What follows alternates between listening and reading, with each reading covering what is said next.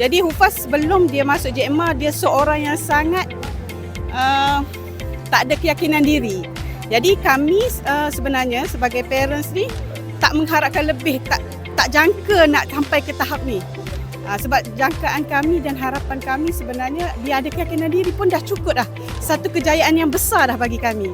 Tapi rupanya dengan izin Allah dia boleh capai lebih daripada tu. Terima kasihlah untuk Cikgu Am, JMA, sebab apa orang kata memang kehadiran Hufaz di JMA daripada zero.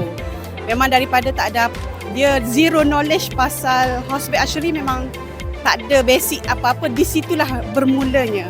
Alhamdulillah. Dan untuk yang ni dia buat comeback setelah sekian lama dia tinggal.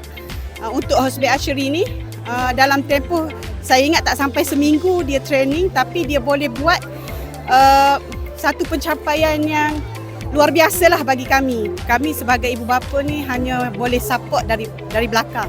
Selebihnya atas diri dia lah. Macam kami nak tahun depan dia dah 18. Jadi kami nak aturkan lebih-lebih pun tak boleh.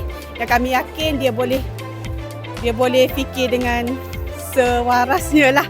Apa yang patut, cuma kami support. Dan of course lah harapan kami dia boleh bagi manfaat untuk seterusnya lah.